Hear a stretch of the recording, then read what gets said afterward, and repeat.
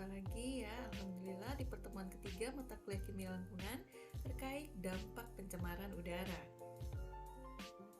Apa saja dampak pencemaran udara yang kita bahas kali ini, yaitu pertama pemanasan global, lalu hujan asam, dan photochemical smoke.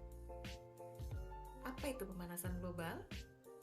Pemanasan global atau istilah yang sering kita dengar adalah global warming adalah suatu bentuk ketidakseimbangan ekosistem di bumi akibat terjadinya proses peningkatan suhu rata-rata di atmosfer, di laut, dan daratan di bumi.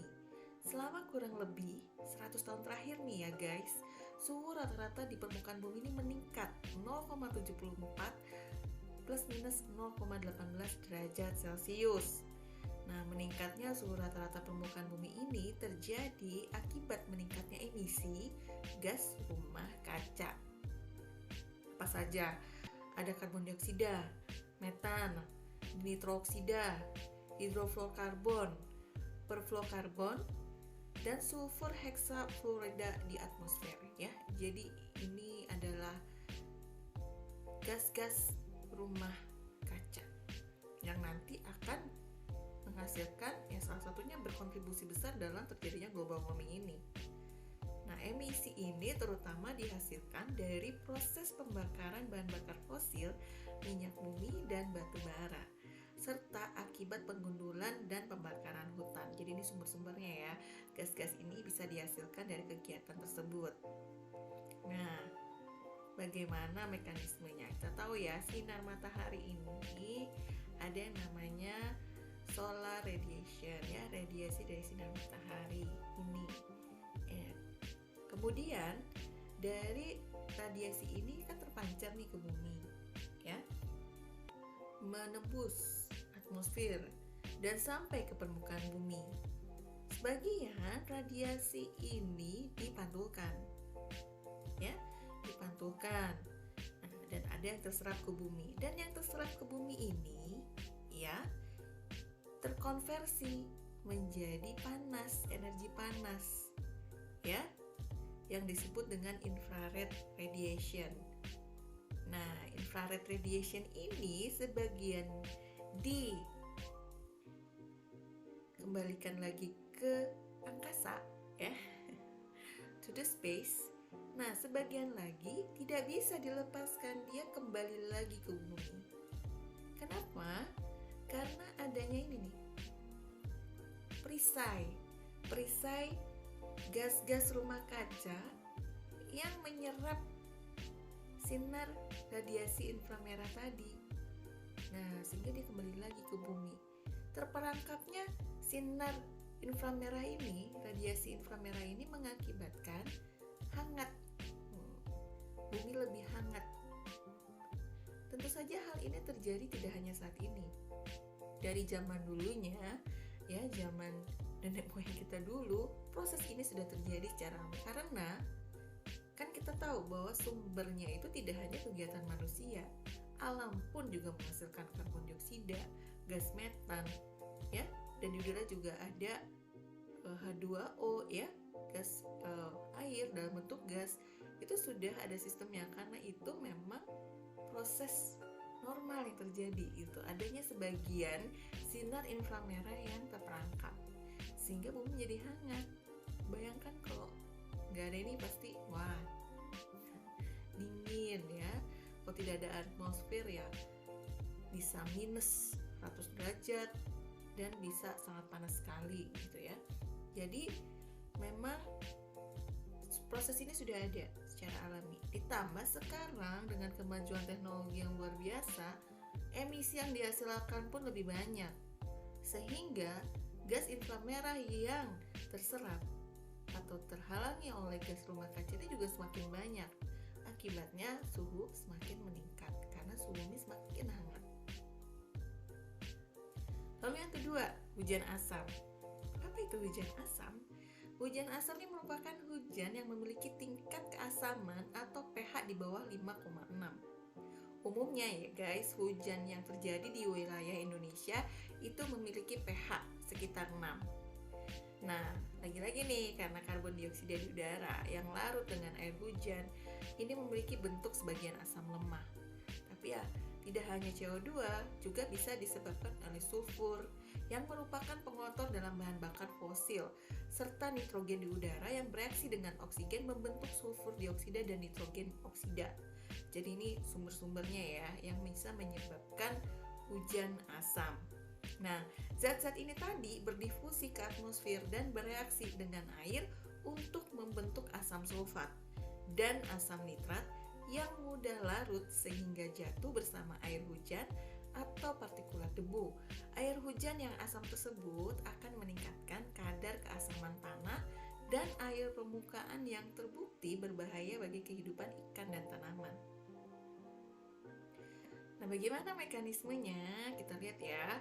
Nah, di sini ada berbagai kegiatan ya, antropogenik, ya, kegiatan manusia yang menghasilkan SO2, NO2, NO, ya, bahkan tadi CO2 gitu kan.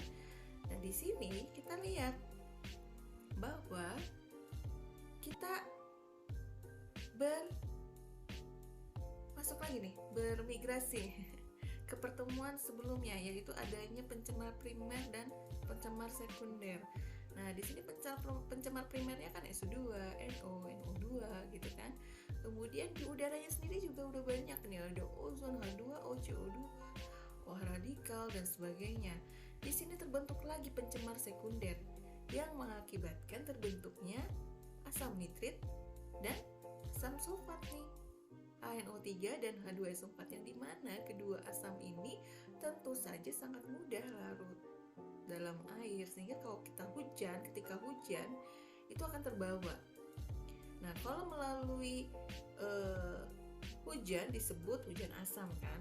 Nah, ini perpindahannya disebut dengan wet deposition kalau dengan hujan ya.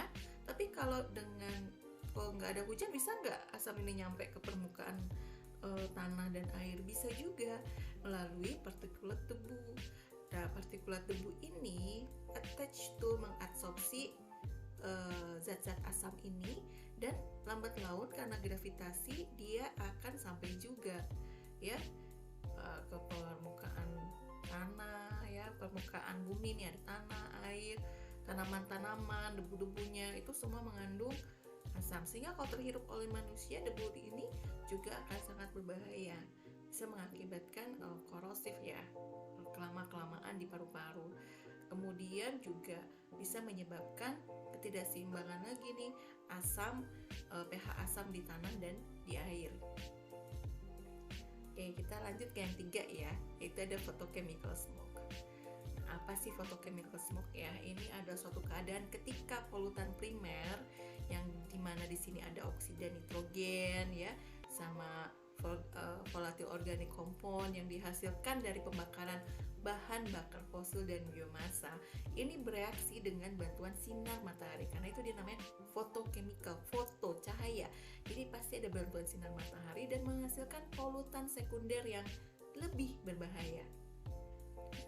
Terdapat 3 senyawa utama yang diperlukan nih dalam membuat reaksi kimia pembentuk smoke ini supaya terjadi gitu ya. Ketiga senyawa tersebut adalah sinar ultraviolet, hidrokarbon, dan nitrogen oksida. Jadi ini resepnya supaya photochemical smoke ini bisa terjadi gitu ya. Nah, senyawa-senyawa kimia tersebut dapat berasal dari sumber alami ataupun kegiatan manusia. Lagi-lagi ya, kegiatan manusia. Nah, faktor yang dapat mempengaruhi terjadinya smoke fotokimia ini adalah inversi termal. Apa itu inversi termal? Jadi gini, inversi termal ini terjadi ketika lapisan udara yang lebih hangat dan ringan terjadi di atas lapisan udara yang lebih dingin dan berat, menyebabkan terjadinya angin vertikal yang akhirnya membuat polutan terperangkap di lapisan atmosfer yang lebih rendah. Di situ banyak ribuan manusia meninggal dalam semalam aja gara-gara kejadian photochemical smoke ini. Ya. Bagaimana mekanismenya? Kita lihat. Di sini ada kegiatan manusia ya, nitrogen oxide, nitrogen dioxide ya. Nah, kemudian sinar hidrokarbon ditambah sinar ultraviolet sehingga membentuk pencemar sekunder ya. Nah, yang disebut dengan photochemical smoke ini. mana di situ ada ozon, pan, aldehid, acrolein.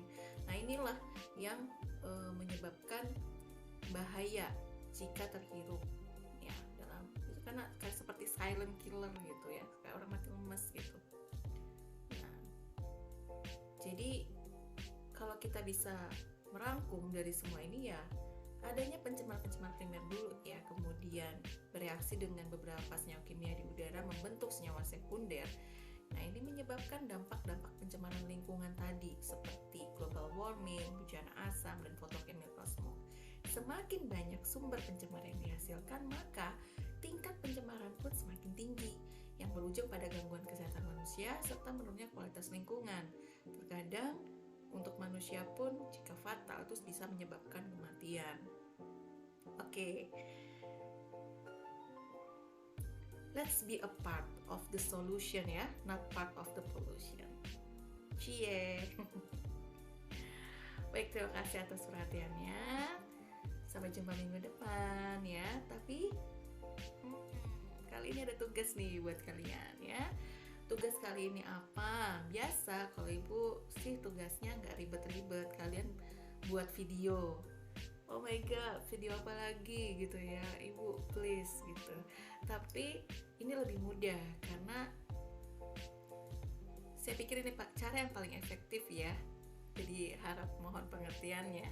Untuk tugasnya adalah kalian membuat video menampilkan kasus-kasus kejadian global warming ya, kemudian hujan asam atau photochemical smoke ya.